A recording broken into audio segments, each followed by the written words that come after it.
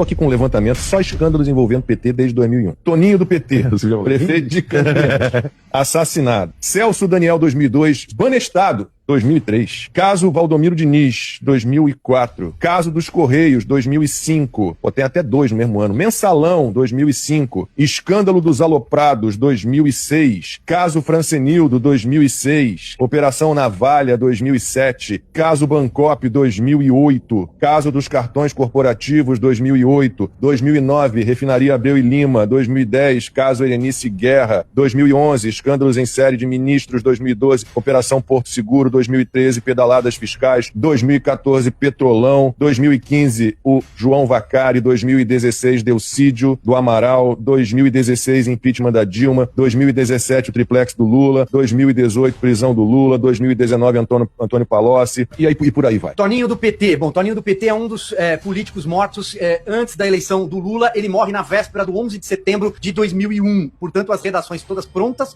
para investigar a morte do então prefeito de Campinas, e ele era professor, e o que acontece? Amanhã seguinte à morte dele, você tem o ataque às Torres Gêmeas e o caso do Toninho do PT arrefece. Na sequência vem Celso Daniel, que é sequestrado e morto desde 18 de janeiro de 2002. Eu não conheço muito do caso do Celso Daniel. Na sequência, bom, você traz o Banestado remete ao Paraná, e a figura de Alberto Youssef, que vai reaparecer com a Lava Jato. Aliás, a Lava Jato começa numa casa de câmbio, a lavagem de dinheiro de um doleiro, que era o Youssef, figura já conhecida do Paraná, Banestado e Sérgio Moro. Valdomiro Diniz, ex-subchefe de assuntos parlamentares da Casa Civil, no governo Lula 1, diretamente subordinado a José Dirceu. É o escândalo da Loterge, que estoura antes do escândalo dos Correios, que vem na sequência, você cita 2005, Correios Mensalão. Escândalo dos Correios é a capa da revista Veja, de maio de 2005, Maurício Marinho, diretor indicado pelo PTB para um dos cargos chefes dos Correios, ele pega um maço com R$3.000 e aparece numa capa da Veja colocando o maço aqui de baixo. Roberto Jefferson, que era o dono do PDT, entende que estavam, nas palavras dele, explodindo o quarteirão dos Correios e decide dar com a língua nos dentes. A CPMI é batizada de CPMI dos Correios, mas investiga o Mensalão, porque o Jefferson entrega, num 6 de junho de 2005, era uma segunda-feira, capa do jornal Folha de São Paulo, governo Lula pagava Mensalão, diz Jefferson. E ele começa, aquela primeira da série de entrevistas, ele dá duas grandes entrevistas, a segunda ele entrega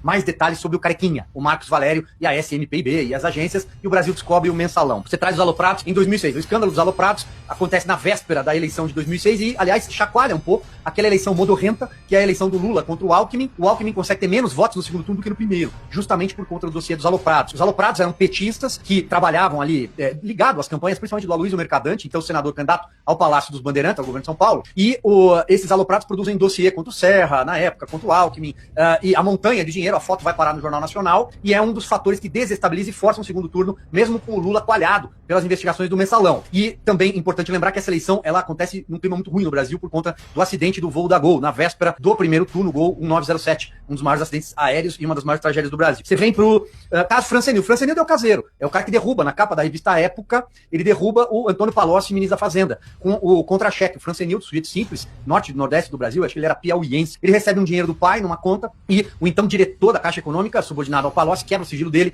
e leva esse sigilo, tem um fuzuê na CPI dos bingos. Na época o Tião Viana entra chacoalhando um pedaço de papel ali, dizendo, olha, ele recebeu dinheiro, porque o Francenildo era o caseiro da Casa do Lobby, onde o Palocci fazia negociatas e o PT com o angolano e por aí vai. Você tem na sequência a Operação Navalha, a operação que pega empreiteiras, já é o começo, já é embrionária do que as empreiteiras faziam com contratos públicos do governo Lula, vai passar por Delta até chegar ao Odebrecht e o Petrolão, mas a Operação Navalha passa por empreiteira. Bancop é o caso já do triplex, é a cooperativa do senhor Vacari, um dos tesoureiros bandidos do PT, começa com a figura do Delúbio Soares, do Mensalão, passando por todos os outros tesoureiros, e um deles é o Vacari, o Moche, na lista da Odebrecht ele era o Moche, ele usava mochila, e o Pichuleco, ele foi pego numa das fases da Lava Jato, a operação Pichuleco era a forma como ele cobrava dinheiro. Tem Pichuleco? Dá o dinheiro. Abreu e Lima é a refinaria, uma das maiores roubalheiras da Lava Jato, a refinaria de Abreu e Lima. Caso Erenice Guerra. Erenice, braço direito da Dilma Rousseff, é o dossiê da Erenice, faz dossiê contra tudo, até o governo Fernando Henrique. A Erenice tiveram de colocar ela debaixo de alguma gaveta ali, esconderam a Erenice, ela sumiu.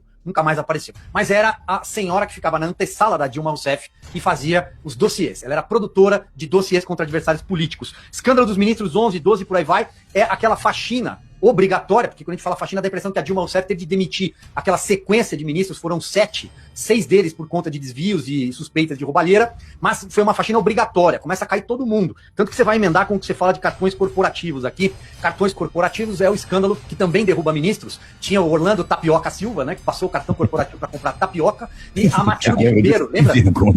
Lembra da Matilde? A Matilde Ribeiro era ministra da Igualdade Racial, ela passou o cartão do governo no free shop, voltando de uma viagem. Sabe lá o que ela comprou, perfume, não sei lá. Mas o escândalo dos cartões corporativos é isso. O governo, o INCRA fazia o aniversário do mês com o cartão corporativo. Não tinha festa, era uma maravilha. Essa Folha de São Paulo foi quem revelou a maior parte desses casos dos cartões corporativos. Você segue com os ministros, aí caíram tantos lá, Kombi, olha. O Pedro Novaes era ministro do turismo da Dilma, pegou recibo da Câmara dos Deputados e passou no motel, e deu recibo para a Câmara dos Deputados.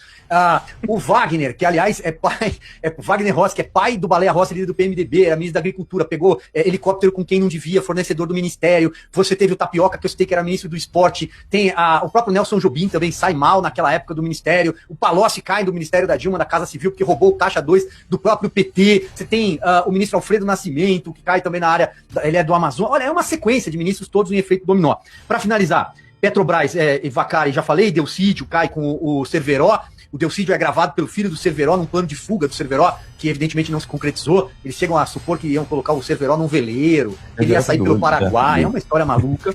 E o Delcídio é preso. Bom, para terminar com o impeachment da Dilma, a história que todos conhecemos, eu acho que passei por todos aqui. Operação Porto Seguro. Bom, a Operação Porto Seguro era também sobre venda de licenças, que era para licenças para obras e meio ambiente, passa pela Rosemary Noronha, a amante do Lula. Opa, aquela que viajava com o Lula quando a dona Marisa não podia ir. Aqui, Não, por que eu queria que você falasse um pouquinho disso tudo? Porque para as pessoas entenderem, cara, que o PT não falha, né? Todo ano tem falcatrua, todo ano tem escândalo. Mas vai aumentando, né? Não, sempre. Vão escalando. É um negócio de louco, cara.